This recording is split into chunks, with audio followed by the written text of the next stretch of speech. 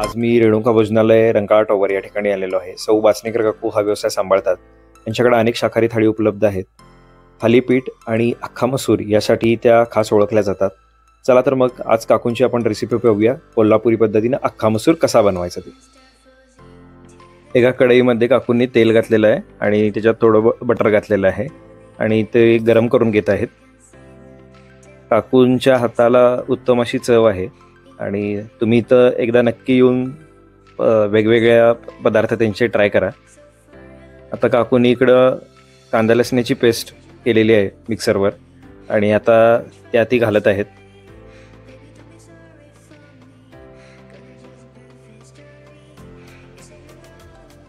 ह्या अनुभवानुसार ते घालत आहेत। भोजनालय आहे त्यामुळं मोठ्या प्रमाणात त्यांचं अख्खा मसूर हे सारखं करणं असतं आणि येणाऱ्या गिराईकांना गरमागरम त्या खाऊ घालत असतात। हे सगळी कांदा लसणाची पेस्ट आणि हे तेल हे एकजीव करून घेत आहेत। आता यामध्ये चरचरीत अशी कोल्हापुरी कांदा लसणाची चटणी काकू घालतील। काकू ही स्वतः घरीच करतात, म्हणजे सगळे जे मिरच्या आणून सगळं काकू स्वतः घरी करतात। त्यामुळं घरची हातची चव या अख्खा मसूरला येतेच। असं बघितल्यावरच तोंडाला पाणी सुटते। चरचरीत अख्खा मसूर।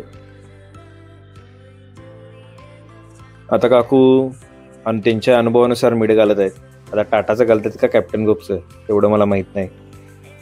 असं त्यांनी मीठ घातलेलं आहे आणि हे परत मिश्रण एकत्र करायला लागलेले आहेत। इकडं बाजूलाच त्यांनी कुकरवर मसूर हे शिजवायला ठेवलेले आहेत आणि ते काकू म्हणतायत की एवढं लक्षात ठेवा की गिर्र करायचे नाहीत। मसूर जे करायचे ते गिर करायचे नाही आहेत, जरा ते थोडे नॉर्मल असायला पाहिजे। काकूने अशी वरनं मस्तपैकी हळद त्यानंतर हिंग घातलेलं आहे। आता पुढचं काय ते बघूया। परत काकू एकजीव करायला लागलेत सगळं। काकू म्हणताय तिकडं मसूर जर तुमचे बाजूला तयार असतील तर अक्षरशः 5 मिनिटात हा अख्खा मसूर होतोय। आता आपण काकूंना चॅलेंज दिले, बघूया आता हा किती मिनिटात होतोय। तुम्ही व्हिडिओ पूर्ण पहा। आता काकू म्हणतायत आता मसूर घालायचा टाइम आलेला आहे। मसूर पण म्हणतायत अपना टाइम आएगा, हम अभी इसमें जाएगा।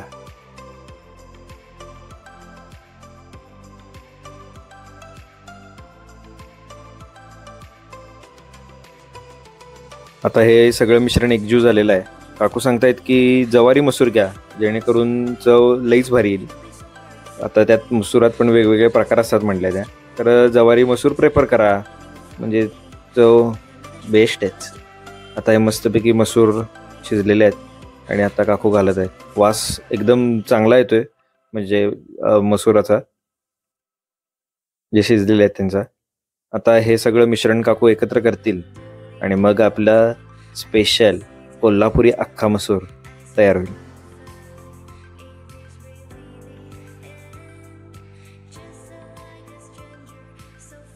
हे मिश्रण एकजीव करून परत एक 2-3 मिनिटासाठी ठेवायचं आहे। म्हणजे मसूर कसे शिजलेले आहेत कुकरमध्ये त्यानुसार ही वेळ कमी जास्त होती। काकूंनी अगदी कष्टातून या व्यवसायाला सुरुवात केलेली आहे आणि आता जवळपास त्यांनी 10 ते 12 जणींना रोजगार उपलब्ध करून दिलेला आहे।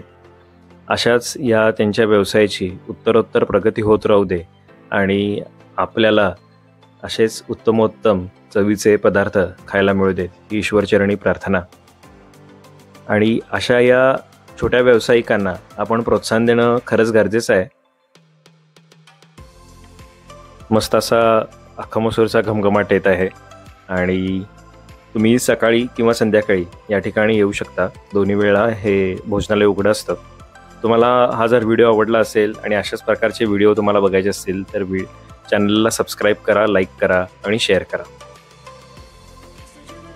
आता काकू म्हणलेत की अख्खा मसूर तयार झालेला आहे, मी पण आता जरा गार्निशिंग करते म्हणून काकू वरती कोथिंबीर घालत आहेत।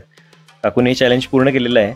5 मिनिटाच्या आतच हा अख्खा मसूर खायला रेडी झालेला आहे। चला तर मी याचा आस्वाद घेतो। गरमागरम तूप भात, आमटी, भरले वांग, कोल्हापुरी अख्खा मसूर, दही, ताक, श्रीखंड आणि बरंच काही खाल्ल्यावर तुमच्या चवीची आणि भुकेची नक्कीच शांती होईल. तर रेणुका भोजनालयाला भेट कधी देताय हे कमेंट बॉक्समध्ये मला जरूर सांगा.